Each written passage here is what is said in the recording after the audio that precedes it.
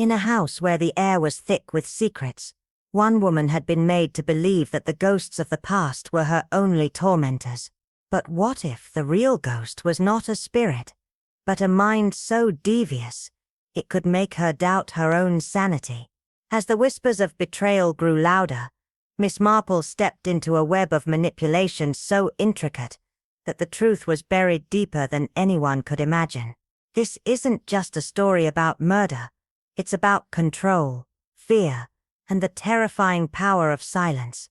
What if the greatest danger isn't a killer in the shadows, but the person standing beside you, quietly convincing you that you're the villain in your own story? The morning in Elmswick Hollow unfolded under a shroud of soft, breathless stillness, the kind that makes even the birds delay their song, as if nature itself was hesitating to disturb the quiet. A pale, almost spectral mist coiled along the cobbled lanes and crept through overgrown hedgerows, brushing against weather-beaten gates and clinging to the stones of the old cottages like a forgotten memory. The air smelled faintly of damp earth and faded blossoms, and the sun, muted behind a gauzy veil of clouds, offered more light than warmth. In the heart of this hush, Eleanor Whitmore stood in the solitude of her garden, the long shadow of her straw bonnet casting delicate stripes across her lined face. Clad in a faded blue shawl and well-worn gloves, she trimmed a stubborn cluster of foxgloves with slow, deliberate movements. Her hands, though weathered by age, held a grace that suggested she had always known how to coax beauty from wildness. She hummed to herself, soft and low, almost as if the flowers needed a lullaby to bloom. The sudden creak of the garden gate sliced through the stillness, and without turning, Eleanor knew who it was. "I wondered how long it would take before the mist brought you here," she murmured. Florence Grieve stepped into view, cheeks flushed, breath coming in uneven bursts, her shawl slipping from one shoulder in her haste. "You've clipped my lavender, haven't you?" she asked, half laughing, half anxious. Eleanor turned slowly, already holding out a neat bundle wrapped in twine. "I always know when the air carries unease. Today it carried your voice with it." Florence managed a nervous smile, but her eyes betrayed urgency. "Someone's moved into Northmoor House," she whispered. Eleanor's brow arched slightly. "The Rathbournes. No, someone else. A Mr. Halbert, former Navy, I think. No one really knows. Keeps to himself. But last night," she leaned in, "there were lights in the upstairs window. And then, a scream. Just one. Not long, but," she trailed off, lips trembling. "It wasn't an animal, Eleanor. That evening, as dusk drew its cold blue curtain across the sky, Eleanor sat alone in her drawing room, the fire crackling softly, casting flickers of gold against the old wallpaper. A half-rigged book lay untouched on her lap, and beside her, a mug of lemon balm tea steamed gently, forgotten. The silence was thick, almost unnatural when the brass letter slot clinked sharply. She rose, more curious than alarmed, but something in the timing, it was far too late for post, made her fingers hesitate before retrieving the envelope. It was thick, unusually smooth, the paper ivory-toned and unmarked except for a single line of handwriting, delicate and slanted like a whisper from the past. There was no return address, no sender, just the words, "He will die tonight, and they will blame the dead." Beneath it, a postscript. "This letter was written 3 days ago."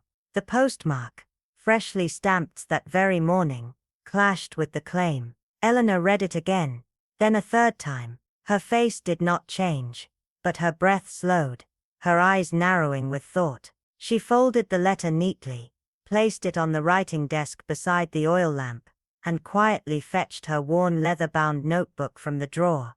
With precise strokes, she recorded the message, date, and time.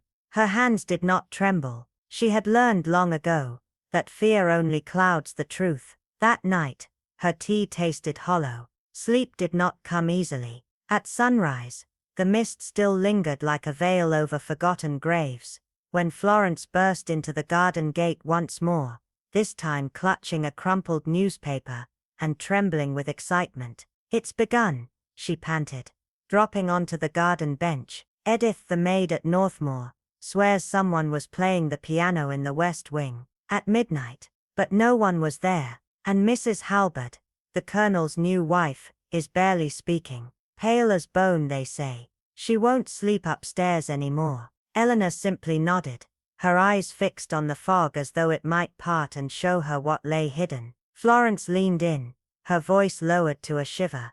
They say the Colonel's sister died there years ago, fell from the grand staircase, broke her neck clean. But some think she was pushed, and that she never truly left. Eleanor did not speak. Instead, she turned back to her foxgloves, but her hands had stilled. Her mind wasn't on the Blooms anymore. It was on a house where the air itself whispered secrets, and a letter that arrived too late, or perhaps just in time. The village might dismiss it as tales for long nights, gossip spun into ghost stories, but Eleanor knew better. In places where grief goes unspoken and guilt unburied, the past does not rest quietly, and Elmswick Hollow had begun to stir. The morning fog clung to Ravenshollow like a lingering secret, heavy and oppressive, wrapping itself around the tall Gothic spires of Hawthorne Grange. The ancient manor stood in eerie silence, its windows like hollow eyes peering into the world, seemingly watching the comings and goings of the village below. It had been that way for years, an estate steeped in mystery and whispered tales, where the village folk had long speculated about its haunted halls and the strange happenings that circled its grounds. But there was one thing the people of Ravenshollow knew with certainty: the house held its secrets close, and whatever dark past it harbored, it did so with a quiet, almost unnerving grace. Evelyn Ashcroft, who had lived in the village for as long as anyone could remember, had always been a curious sort, and when the letter arrived, its weight seemed to hold more than just ink and paper. It carried with it the unmistakable sense of something stirring in the shadows. The envelope was plain, save for the cryptic wax seal, a serpent coiled around an old family crest, and the chilling words, "One shall fall before the week is out." Her heart had tightened the moment she saw it. She could feel the hairs on the back of her neck prickling, but she said nothing. Not a word to her neighbors, nor to the kindly Reverend Elcott, who was known for his regular visits to Hawthorne Grange. She simply tucked the letter into her drawer and carried on with her days, though she could feel the weight of its message pressing against her thoughts like an unwelcome guest. The following Sunday, as they exchanged pleasantries in the cool shade of the churchyard, Reverend Elcott's words about the household lingered in Evelyn's mind like the sound of a far-off bell tolling. "Curious lot they are," he remarked, his voice low, as if weighing each word carefully. "Colonel Haldon, as you'd expect, is a man of discipline, reticent, always polite. But there's something coiled inside him, a kind of tension, you see, like a wire just waiting to snap." Evelyn had nodded thoughtfully, trying to hide the unease crawling beneath her skin. The Colonel's reputation was well known in the village, a man of war, of strict codes and unbending will. But there were rumors, whispers in the shadows, that suggested there was more to his cold exterior than anyone had cared to investigate. "And his wife?" she had asked, feigning casual curiosity. Reverend Elcott's face softened. "Delicate. Frail, even. Poor Emily. I fear she may not last much longer in that house. She's withdrawn, pale, seldom speaks unless spoken to, and when she does, it's with such fragility, like the very air could break her." Evelyn had felt a chill run down her spine, as she imagined the young woman, trapped in that vast oppressive house with a man like the Colonel. There was no joy in their household, only the cold, heavy weight of secrets. But it was the rest of the household that intrigued her. "Dr. Harland," Elcott had continued, "the Colonel's physician. He's seen quite a bit of the world himself. Some say he knows more about the mind than most people care to understand. Too self-assured for my liking. But there's something calculating about him." Evelyn had nodded, but her thoughts were already racing ahead, trying to piece together the odd assortment of personalities that inhabited Hawthorne Grange. "And Major Calhoun?" she had pressed, watching Elcott carefully. "Oh, him," the Reverend replied with a slight grimace. A loud one.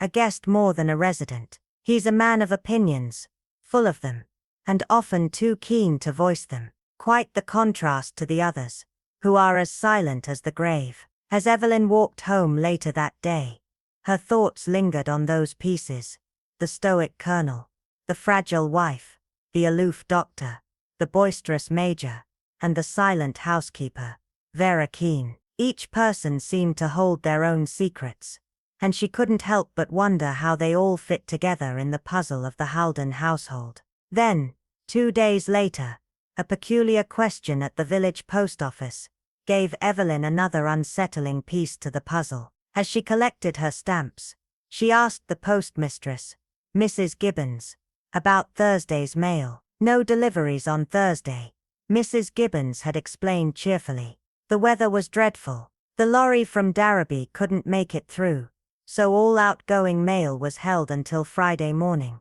Evelyn's pulse had quickened.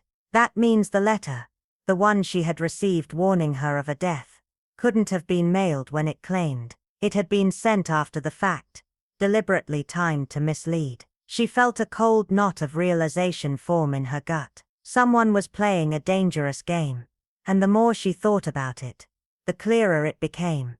The letter wasn't for public alarm.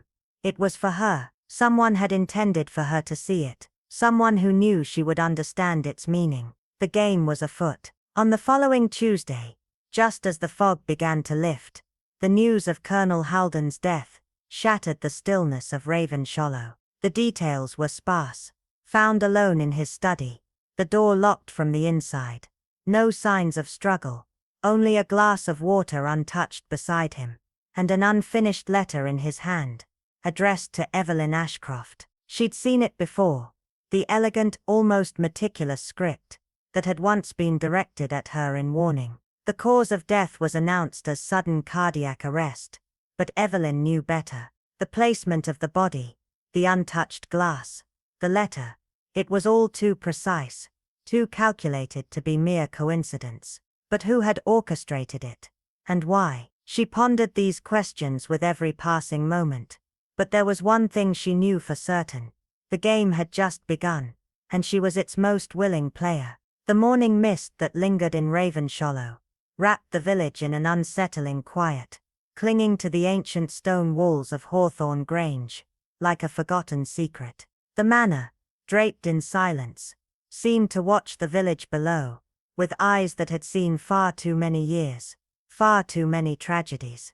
The air felt thick, charged with a strange palpable tension, as if the very earth itself held its breath in anticipation of something inevitable. It was the kind of morning that pressed against your chest, making it hard to breathe, making you feel as though something unspeakable was waiting just around the corner. Colonel Arthur Haldon had been found in his study that morning, a glass of untouched water beside him, the curtains drawn, and the room strangely still. His death, announced swiftly by Dr. Harland, with his usual unshakable certainty, had been attributed to heart failure. A peaceful natural end, they said.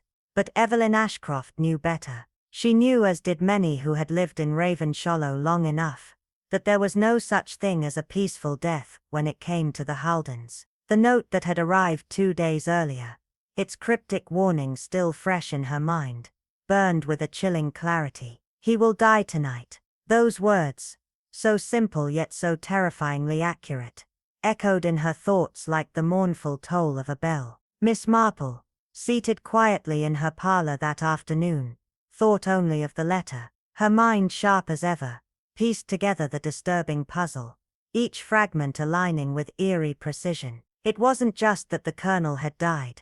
It was the certainty that had accompanied the prediction. The timing, the phrasing, the absence of fear in the tone.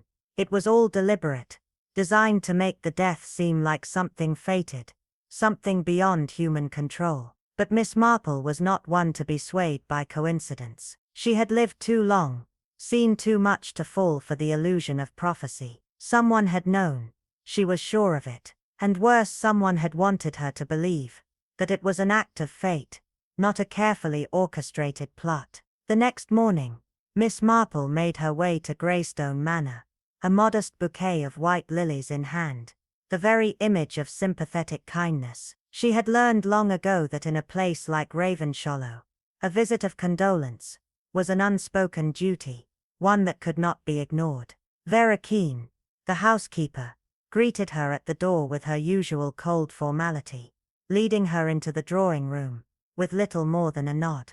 The atmosphere inside was thick with a sense of unease, the air almost suffocating in its stillness. Dust motes swirled in the beams of sunlight that struggled to pierce through the heavy curtains, and the fire had long since died down, leaving only the faint smell of charred wood. Emily Wren, the widow, sat by the hearth, her hands folded in her lap, her face a pale mask of grief. But there was something unsettling about her, a brittleness that didn't match the expected sorrow. "Miss Marple," she said softly, her voice lacking the usual tremor of mourning. "Thank you for the flowers. That was very kind." Miss Marple's voice, gentle but firm, carried a quiet warmth as she replied, "It is always a sadness, my dear, when a household loses its anchor." But her eyes were sharp, her gaze sweeping the room, taking in the unspoken tension that hung in the air. A tray of untouched tea sat on the sideboard, a single cup half filled with cold liquid, the porcelain surface cracked. The fire, once bright, had burned down to nothing but a faint glow, and not a soul had tended it. Vera's glances toward Emily were quick, furtive, and Major Calhoun's hesitant appearance from the study corridor did not go unnoticed. Miss Marple left soon after, having said little, but her mind was racing. There was more here than met the eye, she was certain. The house itself seemed to be holding its breath, waiting for something. 2 days later, she returned to Greystone, this time with warm scones and a well-practiced air of village concern. Emily, though outwardly gracious, was more fragile than before, her composure slipping at odd moments, her voice wavering.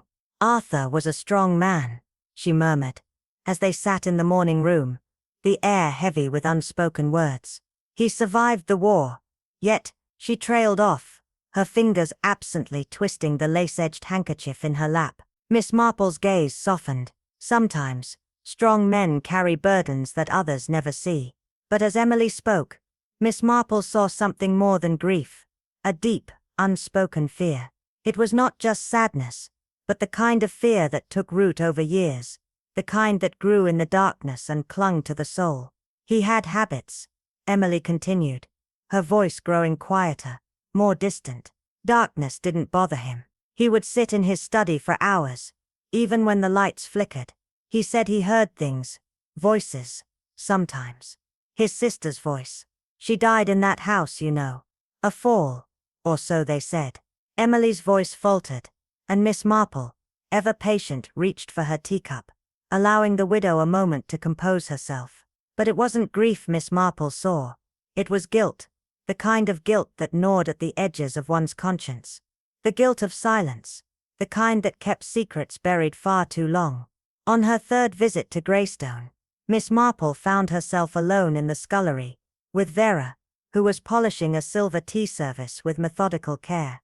Miss Marple had learned long ago that housekeepers, when treated with respect, held many secrets, and it was often in these quiet moments that the most revealing truths came to light. The heavy air at Greystone Manor clung to every corner of the grand house, a lingering reminder of a passing that no one could fully understand. As Miss Marple entered the drawing room, the deep stillness seemed almost palpable, thick like the dust that lay untouched on the furniture. Emily Wren sat by the fire, her face as pale as the ivory lace of her mourning veil, hands clenched in her lap. She spoke little, her words falling from her lips like the slow drip of water from a leaky faucet, filled with grief but lacking the true release of tears. The house, as Miss Marple observed quietly from her place by the fire, was suffocating under the weight of unspoken truths. A tray of tea sat abandoned on the sideboard, its contents cooling, untouched by the household that seemed unable to carry on in the wake of Colonel Wren's death. As the elderly detective looked around, her mind was not on the passing of the colonel, but on the events that had preceded it. The letter, that eerie proclamation of death, "He will die tonight," echoed in her mind like the whisper of a ghost. unnerving yet strangely precise in its timing. No, it was not the death itself that unnerved Miss Marple, but the certainty, the unnerving sensation that someone had known, had planned, had perhaps even caused it. That thought alone made her wary. The next day she returned, once again armed with a modest bouquet of white lilies, and the appearance of sympathy, though her eyes were sharp, observing every detail, every minute shift in the atmosphere. The housekeeper, Vera Keene, was as quiet and controlled as ever, but Miss Marple could sense something else, the tension of a house that was not merely grieving but hiding something deeper, something far more unsettling. Vera's hands were quick and precise, as she polished the silver, her movements almost mechanical. When Miss Marple asked about the Colonel's study, Vera's answer came slowly, her voice tinged with something like unease. "He liked it cold, didn't he?" Miss Marple asked softly, a gentle prod to draw out the woman's thoughts. "Cold, yes," Vera replied. But it wasn't just coldness he sought, it was silence. He was afraid of what he might hear when it wasn't quiet. Miss Marple leaned in, her interest piqued. What did he think he might hear? Vera hesitated, her eyes darting to the side as if seeking the right words. "Voices," she whispered, almost as if afraid to speak it aloud. "He said the house didn't sleep, that it breathed when he wasn't looking, especially after his sister died." Miss Marple absorbed the words carefully, her mind turning over the details. Guilt, silence, fear, all swirling around this house and its inhabitants like smoke that refused to dissipate. Later, when she encountered Major Calhoun, a man whose bravado only seemed to hide deeper discomfort, Miss Marple pressed him gently for details. "You saw the Colonel the night before?" she asked. Calhoun's responses were cautious, his eyes darting away as he fidgeted with his hat. "He was fine, had a brandy or two, talked politics," he muttered. But Miss Marple's quiet remark about the lights still being on at midnight struck a nerve. Calhoun's discomfort was almost palpable. Odd, Miss Marple mused aloud, for someone to be awake so late, with no reason. A small spark of suspicion ignited in her mind. There was more to this than met the eye. Dr. Harland, too, seemed eager to wrap up his conversations, dismissing any suggestion of foul play with a curt nod. Yet Miss Marple, ever so observant, had already made a mental note. "The heart is a sensitive thing," she had said, her words laden with meaning. "It responds to more than just exertion, but to fear, to stress, to the soul." The doctor's reaction had been swift, almost too swift, and Miss Marple had not missed the subtle tightening of his jaw. The mystery was deepening. Something about the Colonel's death felt off. There was more than just a natural heart failure at play here. There was something hidden beneath the surface, something that had been carefully orchestrated. A plan, a plot, something that reached far beyond the Colonel's final moments. As Miss Marple left Greystone Manor, the unease that had begun to settle in her bones only deepened. She had seen enough to know that this was no ordinary death. Someone had wanted it to happen this way, had ensured it would, and now, it was up to her to uncover the truth, no matter how dark or twisted it might be. The silence of the house, the hushed voices of its inhabitants, the coldness of the study, it was all a part of the puzzle, and Miss Marple was determined to put it together, no matter how long it took. As the subtle hum of the house enveloped her in an almost oppressive stillness, Miss Marple sat quietly in the study, her eyes flickering over the room. The fire had long since dwindled to mere embers, leaving behind faint traces of ash, but it was the sight of something half consumed and forgotten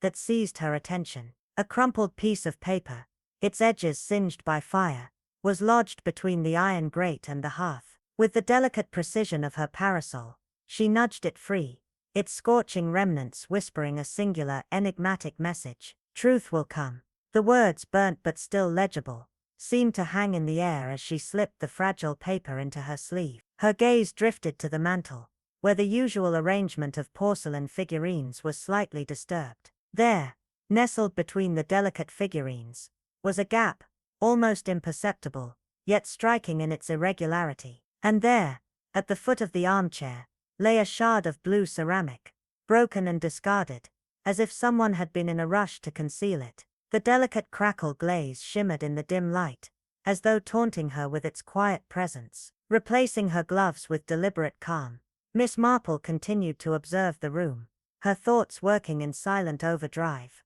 already piecing together the small disturbances that punctuated the otherwise pristine order of the study. It was in this delicate space, between the mundane and the meaningful, that truth often made its first quiet appearance. When Vera returned with the tea tray, the conversation settled on ordinary matters, Emily's dwindling appetite, and the peculiar weather, but Miss Marple's mind was elsewhere, tracing the broken clues in the room, noting every detail with an almost obsessive precision. Someone had burned something, a document perhaps hastily, in an effort to hide it. And the porcelain figurine? Its breakage was no accident. It had been deliberately dropped, its fracture concealed under the guise of carelessness. Miss Marple's mind was alive with the implications of these observations. It was not just the physical objects, but what they represented, an attempt to hide, to cover up, and to erase. In a house as carefully ordered as Greystone Manor, such things did not happen without reason. Later, back in her own quiet study in St. Mary Mead, Miss Marple made her evening entry in her notebook, her writing precise and deliberate. Truth will come, but someone meant to bury it first. The weight of her thoughts lingered in the cool silence of the room, but the puzzle was only beginning to take shape. The next day, as the mist rolled in thick over the garden, Miss Marple found Emily seated on a bench, wrapped in a shawl far too heavy for the season, her hands clasped tightly together, as though grounding herself to the earth. Miss Marple joined her, offering soft, casual remarks about the roses, the weather, and the constancy of nature itself. But Emily, her eyes shadowed by something deeper than mere sadness, suddenly spoke. "I know it sounds absurd," she murmured, her voice barely a whisper, "but I saw her." Miss Marple's gaze softened, but she remained silent, allowing Emily the space to continue. "The night Arthur died," Emily's voice trembled. "I couldn't sleep. I came downstairs for some milk, and I saw her standing in the library, in a white dress, her hair loose. She didn't speak, just stood there, then vanished." A heavy silence followed Emily's words, and Miss Marple, ever patient, simply nodded, her expression unreadable. "And you believe it was his sister?" she asked gently. Emily nodded, her eyes wide with a mix of disbelief and certainty. "Mary Ann. She died in this house, and sometimes I think she never really left." Miss Marple's expression remained serene, her mind already working. "Grief," she said softly, "plays curious tricks on the mind, especially when it's mingled with fear." But Emily was insistent. "I know what I saw. I wasn't dreaming." Miss Marple did not argue. Instead she simply watched the young woman, noting the way her hands clutched the shawl, the fear that flickered in her eyes, the desperate need to believe in something supernatural rather than confronting the darker, more unsettling possibility. It was not uncommon for people to cling to the idea of ghosts, Miss Marple reflected, for it was easier to attribute unexplainable occurrences to the supernatural than to face the real human truths hidden beneath them. But there was something else in Emily's tone, a kind of uncertainty mixed with dread, as if she were hoping that the truth of the past could be buried beneath the comforting veil of ghostly apparitions. The following morning, Miss Marple called on Vera once more, under the pretext of thanking her for her management of the house during such a trying time. As they spoke, Vera's cool, detached demeanor began to crack, revealing something far more guarded. When Miss Marple inquired about the family's history, Vera, her face momentarily tightening, spoke in a tone that could have been mistaken for bitterness. "Emily was never strong," she said, her hands steady as she poured the tea with meticulous precision. "She never could rise to the expectations. The Colonel, he wasn't a cruel man, but his standards were high. And Emily, well, she never quite fit." Miss Marple, ever polite, asked softly, "You mean the atmosphere of the house?" Vera's smile was dry, almost humorless. "No, I mean the history. The walls of this house have witnessed more arguments than laughter. It wasn't a place for someone as sensitive as Emily." There was a brief pause before Miss Marple pressed further, asking about the whispers and apparitions Emily had spoken of. Vera's hesitation was palpable, but she answered, her voice slipping into something colder. No, I don't believe in them, but I may have allowed a few things to linger. A door left ajar, a creak in the floorboards, just enough to keep her off balance, unsure. It's a delicate thing. A woman like that, she doesn't need to be too certain, or she might start questioning things she shouldn't. Miss Marple's gaze sharpened, and her voice, though soft, carried a weight that Vera couldn't ignore. And you don't think fear can do harm? Vera looked away, her hands suddenly unsteady, and her response, though swift, felt evasive. Not as much as the truth, she muttered, her words trailing off as if they were a concession made under duress. Miss Marple, though outwardly unmoved, noted every shift, every crack in Vera's carefully constructed facade. The truth was far more elusive than anyone had imagined, and the deeper Miss Marple dug, the clearer it became. Someone was trying to bury it. But the house, with all its whispered secrets and broken pieces, was determined to reveal what had been concealed. The past, it seemed, had a way of resurfacing when least expected, and Miss Marple, with her quiet patience and sharp mind, was more than ready to uncover it.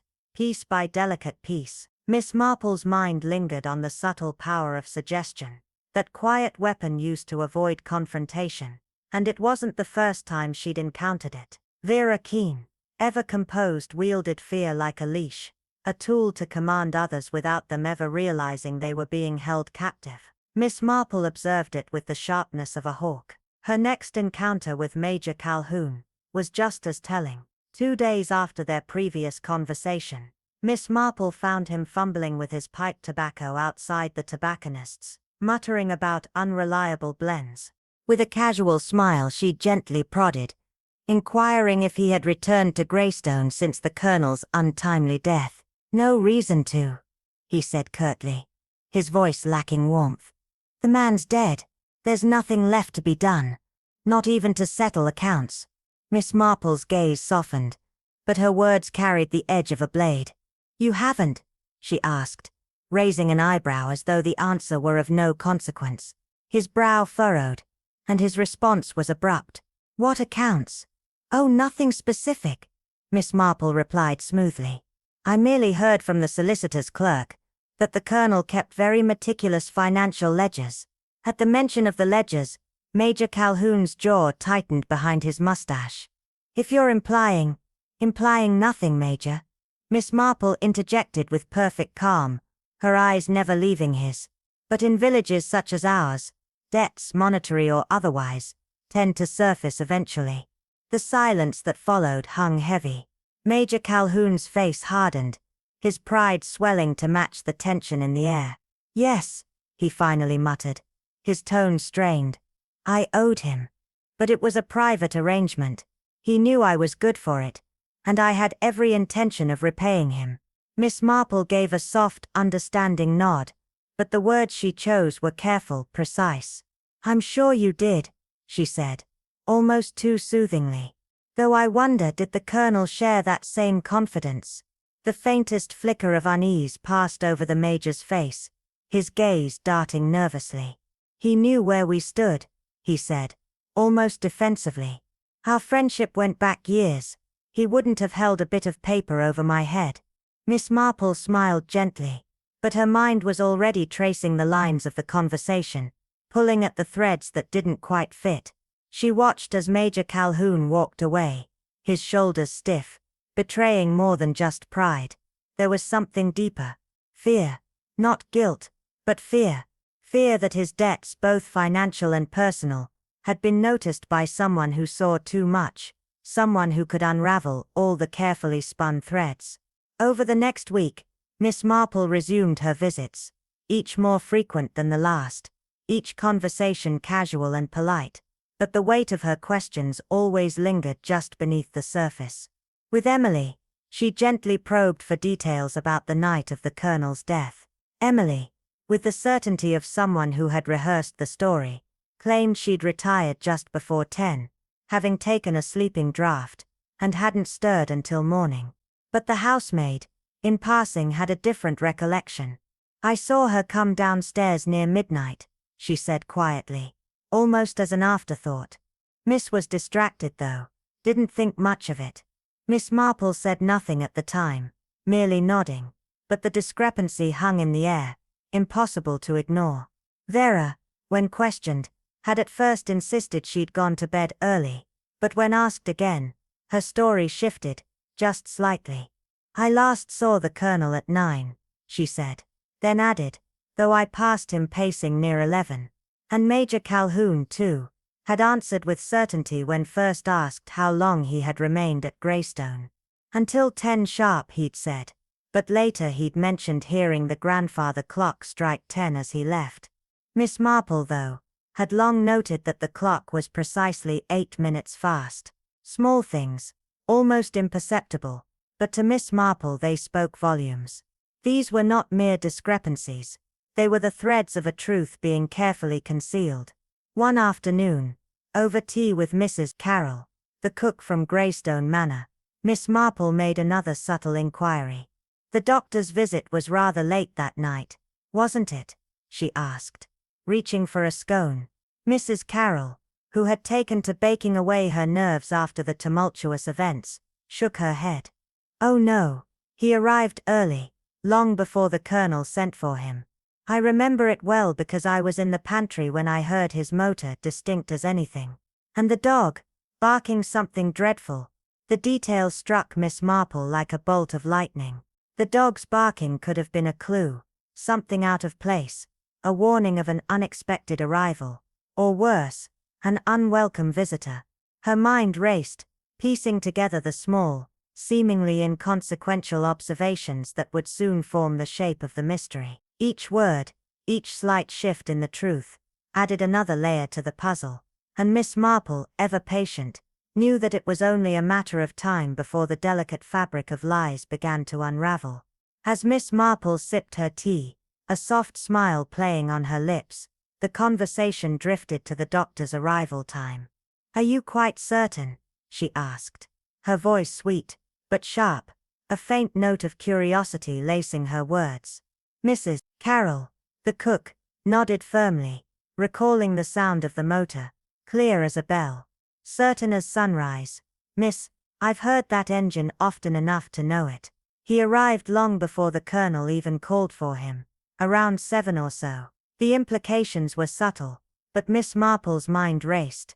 Dr. Harland had insisted that he arrived at precisely 8 o'clock, summoned by Vera, after the Colonel was discovered unresponsive. Yet this new revelation muddied the waters. If Dr. Harland was there so much earlier, it suggested two uncomfortable possibilities. Either the Colonel had been found much sooner than claimed, or Dr. Harland had another darker reason for being there before the body had been found. Either way, it meant someone had lied, and the weight of that deception was growing heavier. Over the following days, Miss Marple continued her visits with her customary grace. A kind word here, a polite inquiry there, but every conversation peeled back another layer of the web that surrounded Colonel Greystone's death. When she was allowed to help Vera sort through the Colonel's papers, her eyes didn't just scan the documents, they danced over every inch of the room, every inch of the clutter that might conceal the truth. It was there, hidden behind a high-backed armchair, that she spotted the edge of something, a soft woolen scarf, rich green with delicate embroidery. She retrieved it with careful precision, feeling its weight in her hands. Later, over tea, she casually mentioned the scarf to Emily, whose face immediately flushed. Oh no, Emily said almost too quickly. That scarf was in my room the whole night. I never went near the study. Miss Marple tilted her head slightly, her expression soft but searching. Are you quite sure, dear? I found it tucked behind the chair in the study. Odd place for a bedroom scarf, wouldn't you say? Emily's hand trembled slightly as she set down her teacup. Then someone must have moved it, she insisted, but the lie hung heavy in the air. Miss Marple had already noticed the faint, unmistakable scent of rosewater on the scarf, a scent worn only by Emily herself. If she had been in the study that night, why lie? And if she lied, what had she seen or done that required concealment? Miss Marple's suspicions only deepened when, days later, the rains began. Taking advantage of the downpour, she walked to the flower beds beneath the study window, her umbrella shielding her from the storm. The damp earth beneath her feet held a quiet revelation: trampled peonies, unmistakable footprints leading to the study's west window. A small stride, delicate but distinct. She traced the pattern carefully, the heel of the print noticeably chipped. When the constable came to collect the doctor's statement, Miss Marple's casual comment to him about the footprint caught his attention. "Quite a sizable stride, don't you think? Must have been Major Calhoun," she mused. The constable, eager for a lead, nodded. "Large boots, no doubt." Miss Marple's eyes gleamed as she smiled gently, pulling out a paper pattern she had traced from the muddy prints. "That's the interesting part," she said. "They aren't large at all." The constable blinked, startled. "I had Vera fetch Emily's walking boots," Miss Marple continued, "and they matched perfectly. The heel was distinctive, a tiny chip in the left sole." The constable was silent for a moment, processing. "You mean he started?" Miss Marple's thin smile grew colder. "I mean someone used that window that night. And despite her protests, those dainty feet belong to someone who, I believe, has been lying all along." The revelation was startling. Yet to Miss Marple, it was simply another piece falling into place in the intricate puzzle. The following morning, under the guise of delivering a rose cutting to Greystone Manor, Miss Marple found herself in the Colonel's private sitting room. The room, usually locked and off-limits, was now unlocked, and a thin layer of dust had settled on the furniture. She allowed herself a moment to observe the walnut bureau near the window, its drawers neatly labeled with the Colonel's meticulous handwriting. She didn't open any of them, but her gaze lingered on the leather-bound writing portfolio tucked into a side compartment. With a quiet air of purpose, she lifted the flap, not to pry, but with the calm confidence of someone who understood that the dead often leave behind whispers, waiting to be heard. There, between two blank sheets of paper, she found it, a folded page, its contents, a mystery she knew would hold the key to everything. Miss Marple stood still, the letter from the Colonel heavy in her hands, the weight of it pressing into her fingers like an undeniable truth. It was unmistakable, his neat, deliberate handwriting, each stroke sharp and concise, but the words within were a confession to his deepest fear. "If I should die soon, and it is called natural," it began, a chilling premonition in the terse, almost clinical style he had adopted. He spoke of his gradual decline, the tremors, the weakness, the unshakable suspicion that had begun to cloud his once clear mind. His words were not merely a warning, they were a declaration of a slow, insidious poison, creeping into his system with such quiet precision that he could do nothing but watch it claim him. His eyes had turned towards Emily, the woman he had once trusted with his heart, now the object of his darkest suspicions. The letter dripped with distrust, with a terror far deeper than the physical symptoms he described. For all his military precision, for all his years of service, it seemed that in his final days, the Colonel had become nothing more than a man at the mercy of invisible forces, forces he could neither fight nor understand. Miss Marple, reading his final thoughts, felt the chill of his fear seep into her bones. This was no natural death. This was murder, carefully orchestrated, methodical, and designed to look like the inevitable passage of time. She folded the letter carefully, the creases sharp and deliberate, and tucked it away in her bag. There were no tears, no displays of emotion. Miss Marple had learned long ago to carry such truths quietly, to let them settle beneath the surface until the moment was right. Her thoughts lingered on the Colonel's death, but her mind shifted quickly to the tea that had seemed harmless enough, a mere suggestion for Emily's troubled nerves. Yet upon closer inspection, it had revealed its darker secret. The leaves, nothing remarkable to the casual observer, carried the faintest trace of something unnatural. Her sharp eye had caught the subtle edge, the sharpness that hid beneath the bergamot scent. At home she had compared it to a sample of dried foxglove leaves she kept for just such occasions. Digitalis, the plant that mimicked heart failure when misused, subtle, slow and deadly. Her instincts had confirmed what her senses had already whispered. The colonel hadn't died from natural causes. He had been poisoned. Slowly, methodically, with care. The poisoner didn't need violence. All they needed was trust. Trust in the daily ritual of tea, in the hands of the person who served it. Miss Marple's thoughts were interrupted by a sudden memory of her conversation with Mr. Fowle, the stationer. The lavender paper, the embossed, the peculiar order placed by Mrs. Wren weeks before. All these details that hadn't seemed to matter at the time, now connected with chilling precision. The scent of deception had been growing stronger. The letter, so intimate in tone, so persuasive in its words, revealed much more than it intended. As Miss Marple read it in the quiet stillness of the manor, she couldn't shake the feeling that she had stepped into the midst of something far more complicated than she had originally thought. Emily had claimed to be grief-stricken, but there was an underlying possessiveness to her actions that could no longer be ignored. The letter, folded carefully in her hands, was the final piece of a puzzle that Miss Marple had been carefully assembling. And in that moment, it was as though the walls of the manor whispered the truth back to her. A truth that would tear apart the facade of a quiet, well-mannered household. The colonel's death had not been a tragic accident, nor had it been a simple case of illness. It had been a planned execution, crafted with the precision of a surgeon's scalpel. And Emily, so convincingly sorrowful, so grief-stricken, was not the innocent widow she portrayed herself to be. Behind her mask of sadness lay a mind far more calculating than anyone had suspected. And Miss Marple was determined to uncover the darkness lurking beneath the surface, no matter how carefully it had been concealed. Miss Marple's fingers brushed over the letter once more, the ink still fresh with Felix Harland's unmistakable signature, just a single F, yet enough to send a cold shiver down her spine. The delicate flourish of the letter, the one she had seen before on a prescription pad signed for her cousin, was unmistakable. Dr. Harland, a physician whose care had once seemed so benevolent, now appeared to be entangled in something far darker. The implications of his involvement with the colonel were chilling. Not only had he treated the colonel, but his role in the man's slow decline seemed far too convenient, too orchestrated to be mere coincidence. He had not offered genuine care.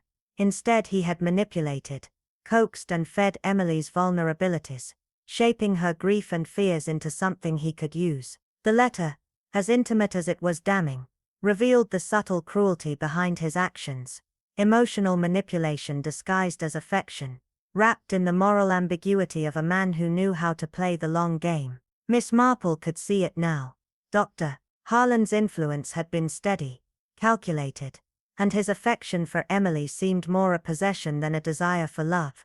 The question, of course, was whether Emily had fallen for him, or had simply been caught in his web, like a bird trapped by the noose of her own isolation. There was no room for love in this, only calculated control. A man who truly cared for a woman would never encourage her silence in the face of a death in her home. In the days following her discovery, Miss Marple carefully avoided confronting Emily with her suspicions, allowing the young widow to continue with her grieving rituals, as if the house had not already become a tomb. But in one quiet, deliberate conversation, Miss Marple tested the waters. She mentioned the strength of women who endured hardship without complaint, and Emily, pale and distant, had smiled thinly, revealing her vulnerability in a single resigned statement. "I didn't feel strong. I felt trapped," she whispered. Miss Marple's hand, gloved and warm, rested on hers, offering comfort and subtly nudging her forward. The mention of fear hung in the air like a silent question. Emily's eyes flickered, betraying the flicker of recognition as Miss Marple asked softly, "Did Dr. Harland frighten you?" The answer was a faint shake of the head, yet the hesitation was telling. "Not Arthur," Emily murmured.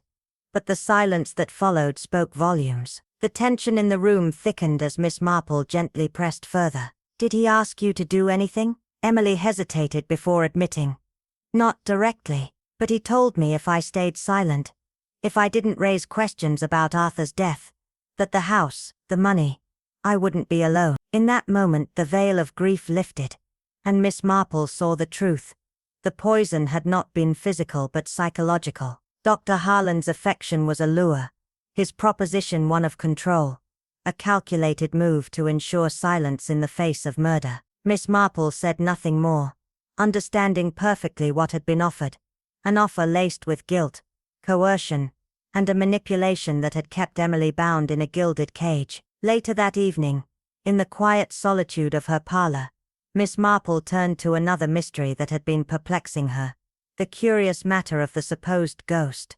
Mrs. Bentry had mentioned Emily's vision of a ghostly figure in a white dress, a voice in the corridor, but Miss Marple wasn't convinced. "Do you know Dolly?"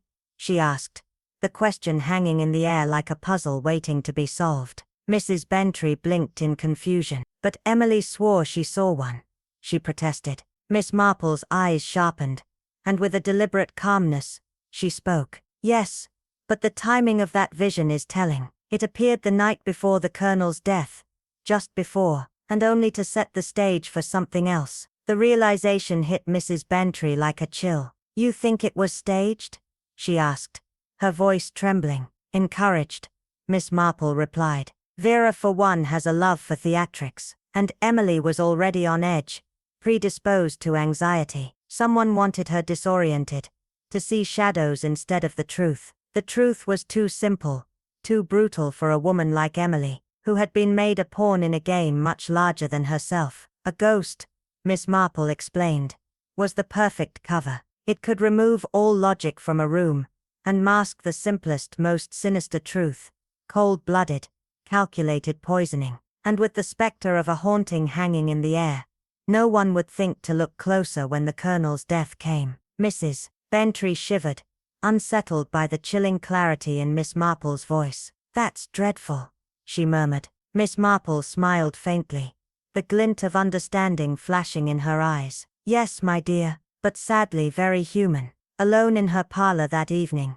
Miss Marple reviewed her notes, the sparse words written in her careful hand. A letter dated 2 days before the Colonel's death, predicting the inevitable. No postal service on that date. The pieces were falling into place. As the wind howled outside, a sense of tension hung in the stillness of Greystone Manor. The warmth from the fireplace did little to chase away the chill that gripped the room. Miss Marple sat by the fire, her knitting needles clicking softly in rhythm with the rain's persistent tapping against the windows. She was a portrait of calm, but beneath her composed exterior, the pieces of a sinister puzzle were falling into place. Around her sat the key players in the Colonel's tragic demise, each unaware of the revelation that was about to unravel their carefully constructed facades. Emily, pale and haunted, gazed out the window, lost in her own thoughts. Vera Keene, as rigid and imperious as ever, stood with her arms crossed,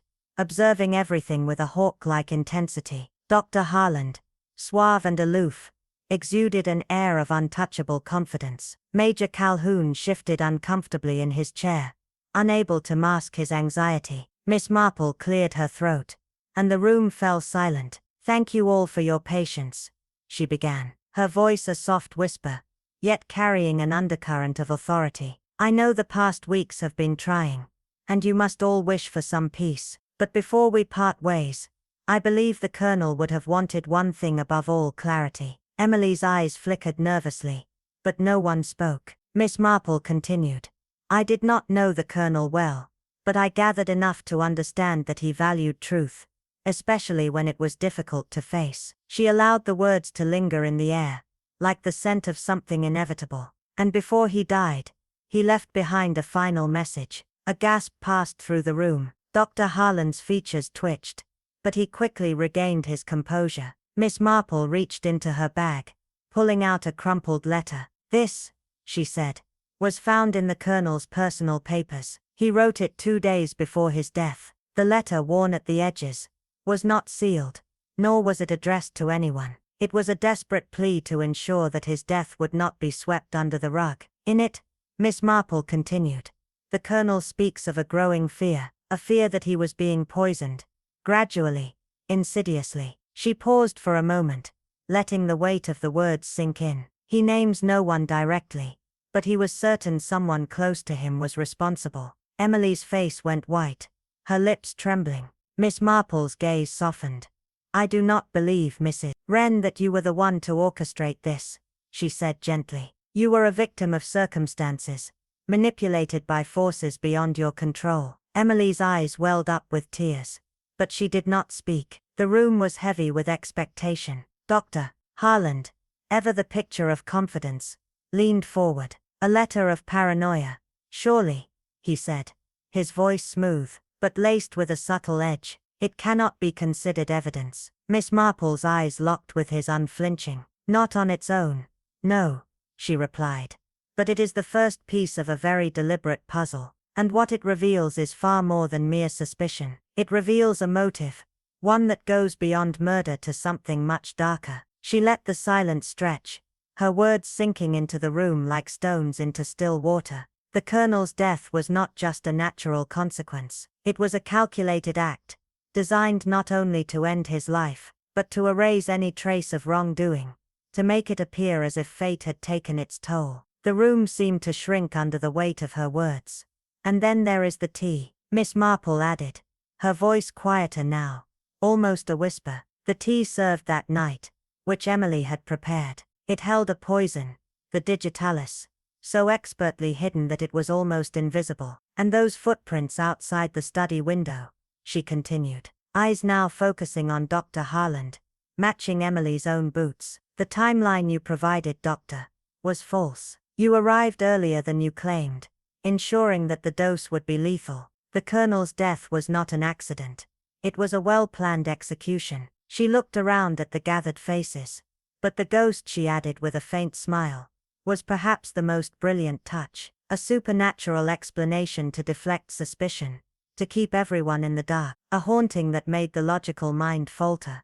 A perfect smokescreen for the true cause of death. The room was silent, the air thick with the realization that the truth had been here all along, hiding in plain sight. Miss Marple placed the letter back into her bag, her gaze sweeping over the room one last time. The cover-up, she said softly, is where the real drama lies. The dimly lit drawing room of Greystone Manor was thick with tension, each person present acutely aware that something was about to shift, something that had long been hidden beneath layers of suspicion and fear. Miss Marple, ever composed, sat in a quiet corner, her knitting bag resting on her lap like an old friend, and her sharp eyes scanning the room with a glimmer of understanding only she possessed.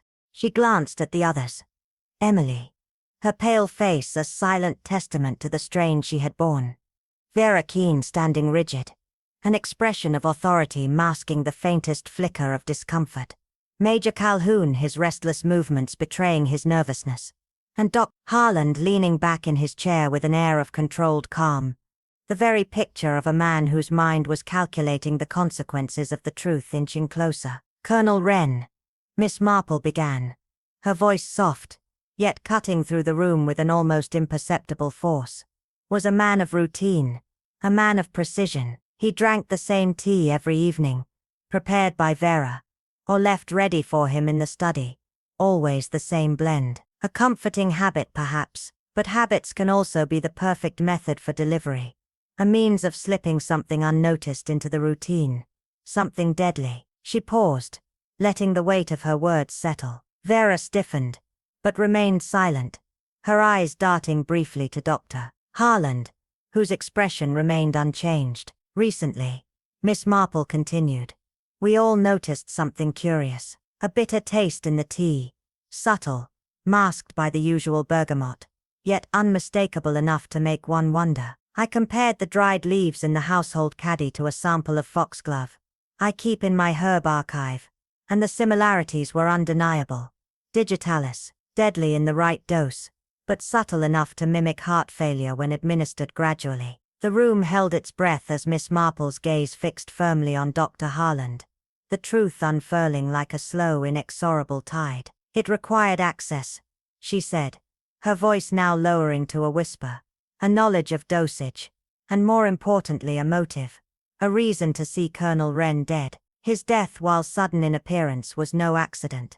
It was cultivated, planned by someone who stood to gain from his passing. She paused again, turning her eyes to Emily, who shifted uncomfortably in her seat. Emily, Miss Marple said gently, the night before your husband's death, you saw a figure in white, didn't you? A ghostly apparition. Emily nodded faintly, her hands trembling in her lap. How curious, Miss Marple continued, that this vision appeared just in time to prepare your mind for what was to come. No one else saw the figure, and Vera, though she admitted to encouraging the superstition, dismissed it as nerves, while Dr. Harland brushed it off as a mere figment of imagination. But the ghost, Miss Marple concluded with a sharp, deliberate pause, was never real. The story of it, sown by suggestion, reinforced by shadows, whispered in the right moments, served a far more practical purpose. It masked a murder with melodrama, made any protest seem hysterical,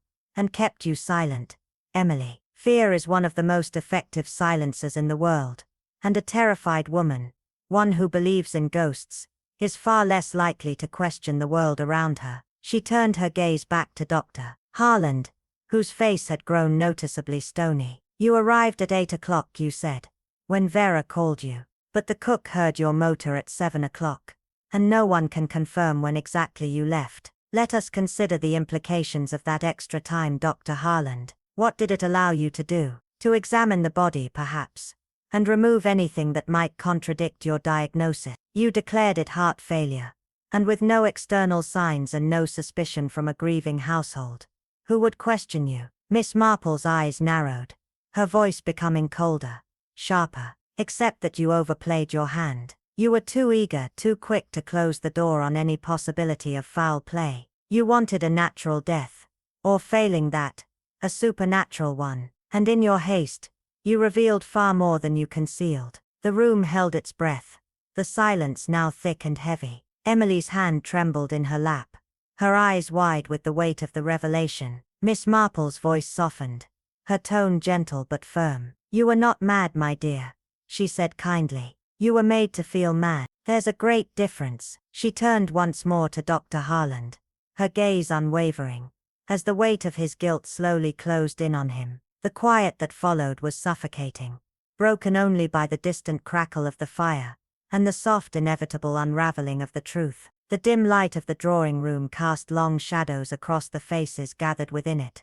and in that silence, it was as though the room itself had become a participant in the tense drama unfolding. Miss Marple's gaze swept over the company, each face a mask, concealing the horror of the truth that was about to shatter their calm. Dr. Harland, she began, her voice almost too calm. You have played a careful game, haven't you? A game where control was the currency and silence the demand. You offered your comfort and care to Emily, wrapped in soft words and gentle promises. But beneath that mask was a much darker motive, wasn't it? Her words hung in the air like a thick fog, and the doctor stiffened, his eyes narrowing. Yet he remained silent, as though to speak would be to reveal his cards too soon. Miss Marple's smile was not kind. You convinced her of your affection, yet all you truly sought was her inheritance, her compliance. When Colonel Wren died, you saw an opportunity to claim both her and his wealth, and to keep her quiet. You crafted a haunting ghost story, one that preyed on her fears and made her believe in things that weren't real. The room seemed to hold its breath. Emily's hands, once trembling, now rested in her lap with a quiet defiance. It wasn't fate that took her husband, Miss Marple continued, her voice steady, the certainty in her words chilling. It was your cold calculation. You knew just how to dose the poison, just when to administer it, so that no one would suspect a thing. The doctor shifted uneasily, but Miss Marple didn't stop. It was the timing, you see, the ghostly visions, the bitter tea. They were all part of the plan, and you thought you had succeeded. But you overlooked one crucial detail. Your own rush. The colonel, even in his weakened state, managed to write a warning just before you returned to finish your grim task. His final words were a confession of your error, a fatal error. The truth, once buried in manipulation and fear, now lay exposed in the center of the room, unraveling the web of deceit. You tried to mask your crime, doctor, but it was your haste that brought you down. Not guilt, not conscience. No, it was your impatience. You wanted it to be done too quickly, and the colonel's letter caught you in your lie. Her eyes flicked to the inspector, who had remained silent until now, his face a mask of grim understanding. The arrest was swift. Harland resigned, made no protest as he was led away, offering only a weary expression as if he had been expecting this moment for far too long. An old man dies in his chair, he muttered, as if the tragedy of it all could somehow absolve him. Miss Marple's voice was soft but firm. Only those who manipulate others fear the truth, Doctor. And now, you will answer for your actions. The village, once filled with murmurs of ghosts and whispers of Emily's fragile mind, now spoke of something different. Sympathy for the woman who had been manipulated. For the person trapped in a world of lies and fear. Emily herself remained unchanged on the outside, still wandering the gardens, still in mourning, but there was a subtle shift in her demeanor. The weight had lifted, if only slightly, and when Miss Marple visited her once more, Emily spoke with a quiet resolve, her eyes distant. "I never really loved him," she confessed. "But I didn't hate him either. I was just lost." The ghosts that had once haunted Greystone Manor were gone now, their whispers fading with the wind that swept gently through the hedges. The truth had found its voice, and with it, peace had finally settled over the house. "It's like I never mattered at all," Emily murmured, her voice tinged with the bitterness of lost years. Miss Marple, seated quietly beside her, took her hand with surprising tenderness. "You matter now," she said softly, her words simple yet profound. "That is where we begin."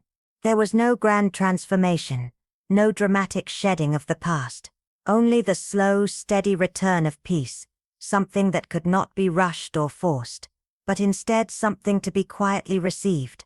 And for Miss Marple, that calm, unremarkable peace was the highest form of justice. Justice did not scream or demand attention. It was found in the quiet moments, the ones most people missed. 2 weeks later, Miss Marple found herself in Mrs. Bantry's drawing room again. The soothing aroma of Darjeeling tea filling the space, the fire crackling gently against the late spring chill that still lingered in the air. "It's always the ones who hide behind their respectable facades, isn't it?" Mrs. Bantry muttered, her voice holding an edge of exasperation. "Doctors, vicars, colonels, you never suspect them until it's too late." Miss Marple gave a small knowing smile, her fingers delicately wrapping around her teacup. "I've often found that the most dangerous ones are precisely the respectable ones.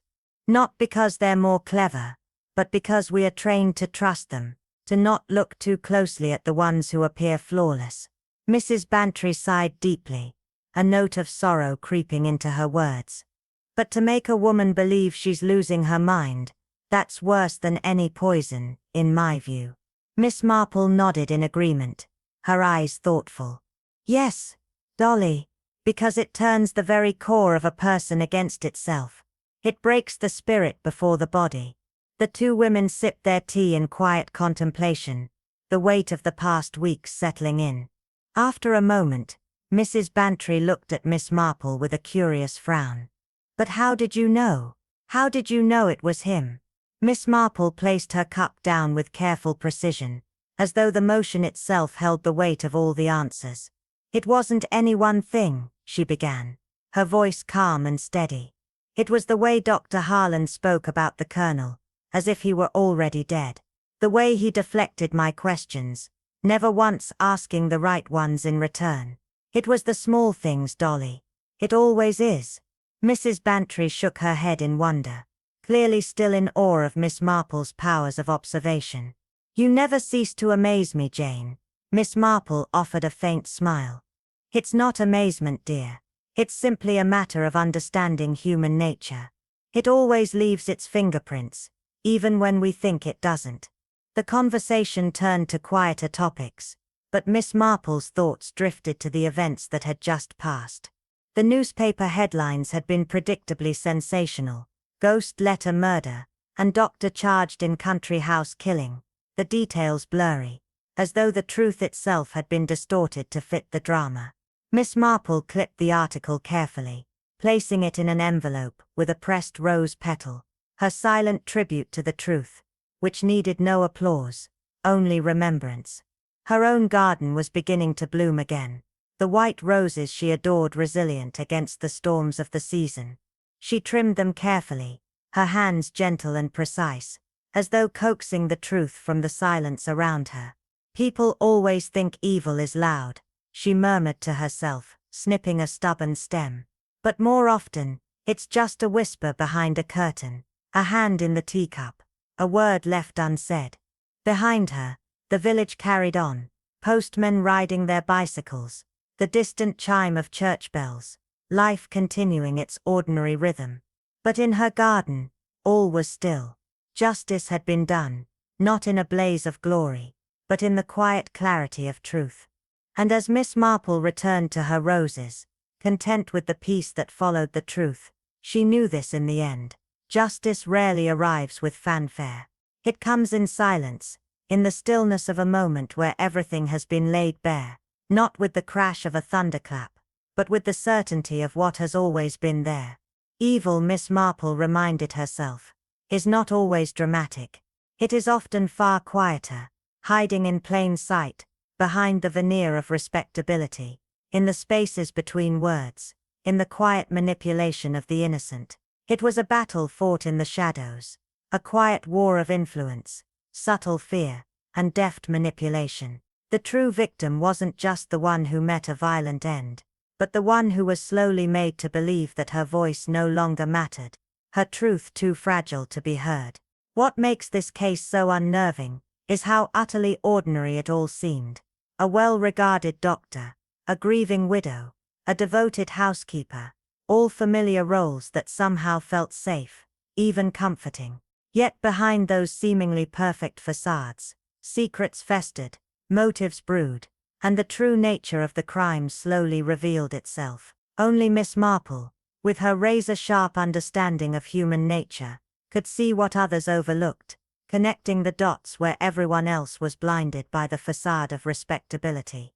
The real weapon wasn't the poison that had been administered, but something far more insidious, the illusion of disbelief. The chilling thought that no matter what Emily had said, no one would have taken her seriously.